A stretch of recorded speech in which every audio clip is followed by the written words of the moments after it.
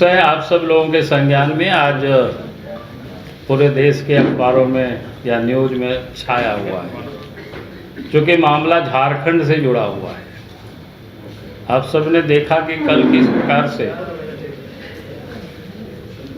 यानी कांग्रेस पार्टी के नेता, राज्यसभा के सदस्य धीरज साहू जी के आवास पर, उनके ठिकानों पर जो छापा मारा और उसमें से जो अभी तक जानकारी मिल रही है वो 300 करोड़ रुपया बरामद हुआ है। मैं ये समझता हूँ कि संभवतः ये सीधा सिर्फ धीरज साहू का ही नहीं बल्कि कांग्रेस पार्टी या जो एनडीए गठबंधन है उन सब लोगों की ये पैसे हैं। आप सबको ध्यान में है कि कांग्रेस पार्टी का तो करप्शन के साथ नाता आज से नहीं वर्षों पुराना है, और एनडीए गठबंधन में भी जितना लोग हैं उन सारे लोगों का भी रिश्ता नाता करप्शन की समान रूप से यानी एक दूसरे के साथ जुड़ा हुआ है। आप सबको याद होगा कि झारखंड में भी पिछले दिनों जब ईडी ने छापा मारा तो उस वक्त भी ये पता चला था कई करोड़ रुपया झारखंड में भी मिला, और यहाँ के मुख्यमंत्री है जो लोगों ने बताया कि उसके ठिकाने से भी कई पैसे कोई बिहार, मुजफ्फरपुर की ओर, उड़ीसा की ओर, भिन्न भिन्न राज्यों में उस सारे पैसे को यहाँ से वहाँ हस्तांतरित किया गया है। अब लगता है कि संभवतः वही सारे पैसे आज वो बरामद हो रहे हैं, और ये बहुत बड़ा स्कैम है, और ये जनता की गाढ़ी कमाई का पैसा ये लोग लूटते हैं, और लूट करके ये लोग उसी पैसा से नामी बेनामी संपत्ति भी लोग अर्जित करते हैं देश विदेशों में। और जानकारी तो यहाँ तक मिलती है कि एक सोना भी खरीद करके लोगों ने ज़मीन के नीचे गाड़ करके लोगों ने रखे हुए हैं। अभी कोई सामान्य घटना नहीं है कि बहुत बड़ी घटना है। मेरे समझ से हाल फिल के दिनों में जो इतनी बड़ी रकम नगद शायद और कहीं नहीं मिला था, ये अभी जो छापामारी में बरामद हुआ। एक और आप सब लोग देखते होंगे एनडीए गठबंधन की ओर से बार बार ये कहा जाता है, चाहे कांग्रेस पार्टी हो, झारखंड मुक्ति मोर्चा हो या और भी दलें हैं, सब कहता है कि भाई बीजेपी हम लोगों के पीछे ईडी, सीबीआई या आईटी डिपार्टमेंट को लगा रखे। भाई आप तो बिल्कुल साफ है कि भाई क्यों ये लोग डरते हैं और क्यों ये लोग इस प्रकार की आलोचना करते रहते हैं। अब करोड़ों टका तो इन्हीं के घरों में मिल रहा है, अरबों अरबों के रुपया, बाकी के यहाँ तो कोई पैसा कोई मिलता नहीं है।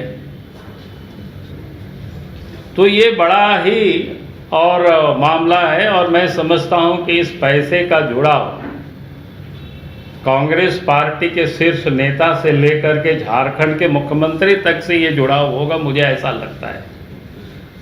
और इसलिए मैं ये कहूँगा कि इस मामले को बिना विलंब किए धीरज साहू पर एफआईआर होनी चाहिए, उनकी गिरफ्तारी होनी चाहिए, और उनके साथ कड़ाई से पूछताछ हो ताकि ये पता चल सके ये पैसा किन किन लोगों का है, और भी लोगों ने कहां कहां पैसा को छुपा के रखा है, कहां कहां सोना चांदी या नामी बेनामी संपत्ति लोग अर्जित किया है या गढ़ करके लोग रखे हैं। ये सारी चीज़ों की जानकारी अब मिलनी चाहिए। देश के प्रधानमंत्री नरेंद्र मोदी जी ने कहा भी है कि भाई मोदी जी की गारंटी है एक भी कोई भ्रष्टाचारी को छोड़ा नहीं जाएगा, और ना खाएंगे ना खाने देंगे, इससे सारे लोग बिलबिलाए हुए हैं। लेकिन नोट की गड्डी तो उन्हीं लोगों के आवास पर मिल रहा है, उन्हीं लोगों के ठिकाने पर मिल रहा है।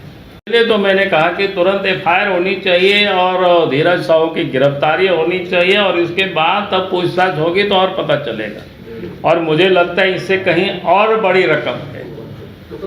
क्योंकि जिस समय यहाँ पर ईडी ने रेड किया था, कुछ पैसा उस वक्त बरामद हुआ था, कुछ करोड़ रुपया, आप सबके संज्ञान में आया विषय।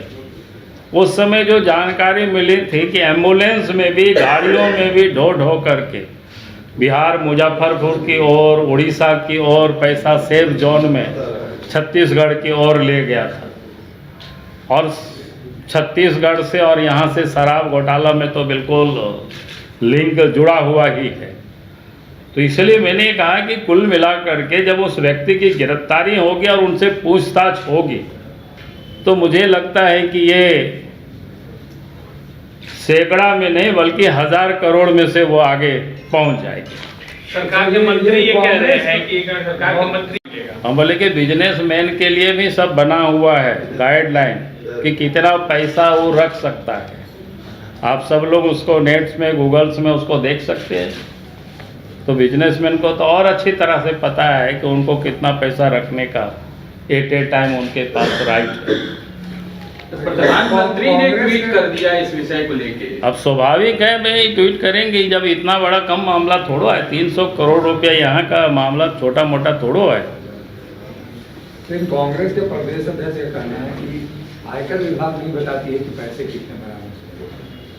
अरे अभी तक जितना आया है हम सब लोगों ने देखा है, इसीलिए तो हम कह रहे हैं कि अभी तो मेरे ख्याल से और कहीं लोग ये कर रहे होंगे, खोज के खबर ले रहे होंगे। और इसलिए हमने कहा कि उनकी गिरफ्तारी होगी, जब बैंक में पैसा जमा होगा तो आप सबको जानकारी और मिल जाएगी ऑथेंटिक। बाबूलाल जी, मुद्दा तो ये है कि बीजेपी आंदोलन क्यों कर रही है? आईटी है, ईडी है, सीबीआई है, वो लोग अपना काम करेंगे। अरे जनता को तो बताएंगे ना, वो तो कर रहे, जनता को तो बताएंगे ना कि ये लोगों ने क्या क्या करते रहा है, अभी भी ये लोग क्या कर रहे हैं।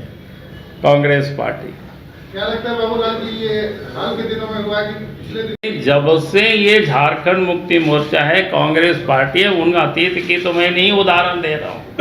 कांग्रेस के राज में कितना बड़ा बड़ा घोटाला हुआ, अभी भी उनकी राहुल गांधी, सोनिया गांधी जी का कितना प्रॉपर्टी को अटैच किया गया, ये किसी से छुपा हुआ नहीं है भाई। और जेएमएम का भी जो लूट कांड है, आज से नहीं है, कई एक वर्षों से है। मैं उतना इतिहास में आप सब लोगों के ऊपर छोड़ रहा हूँ, मैंने तो आपको इतना ही बात बताई। बाकी अगर एक एक करके मैं दस्तावेज खोल दूँ तो फिर आप लोग कहेंगे कि साहब ये तो आप पोथा खोल रहे हैं। आपने कहा भी कि मुख्यमंत्री पे कड़ी कार्रवाई होनी चाहिए, और इसीलिए हमने ये कहा कि भैया आप बिना विलम्ब किए धीरज साहू पर एफआईआर होनी चाहिए, उनकी गिरफ्तारी होनी चाहिए और उनकी पूछताछ होनी चाहिए, ताकि जो भी इसमें से पार्टनर है, जिन जिन लोगों का पैसा है, कहाँ कहाँ से आया और कहाँ कहाँ और उसको छुपा के रखा गया है, वो सब चीज़ों का पता चल सके। और इन मुद्दों को लेकर के, चूँकि मामला झारखंड से जुड़ा हुआ है और इसलिए झारखंड प्रदेश में तो पूरे प्रदेश में पार्टी इसकी आंदोलन करेगी। अभी हम सब लोग आंदोलन की रूपरेखा के लिए थोड़ा हम लोग बैठेंगे और उसके बाद तय कर देंगे, तो बाकी आप सबको पता चल जाएगी। तो इस राज्य में भी आंदोलन हो गया। राज्य के जो मुख्यमंत्री हैं, जो इस प्रकार के भ्रष्ट अफसरों को, दलाल को, बिचौलियों को बचाने की कोशिश करते हैं, अब तो लगता है कि इनको मुख्यमंत्री पद से त्यागपत्र दे देना चाहिए। अब त्यागपत्र नहीं देते हैं तो अब लगता है कि इनके ऊपर अब कड़ी कार्रवाई होनी चाहिए, क्योंकि ईडी ने भी बार बार इनको नोटिस दिया। नोटिस देने के बाद भी आप देखते होंगे कि ये बिल्कुल कानून को ठेंगा दिखाते, यानी अपने आप को भी कानून से बड़ा मानते हैं। और अब समझ में आ रहा है कि वो क्यों भाग रहे हैं। जिन लोगों ने इस राज्य को लूटा है, इतनी पैसा यहाँ से वहाँ ये लोगों ने छुपाया है, अब तो सब कुछ सामने आ रहा है धीरे धीरे करके, और इसलिए वो भी भागे फिर रहे हैं। और इसलिए हमने पहले भी कहा है कि अब उनके ऊपर विधि सम्मत कार्रवाई होनी चाहिए। और मैं फिर से कहूँगा कि भारतीय जनता पार्टी इन सारे मुद्दों को लेकर के सड़क में भी और सदन में भी दोनों जगहों पर इन मुद्दों को लेकर के आंदोलन करेगी। बहुत बहुत धन्यवाद।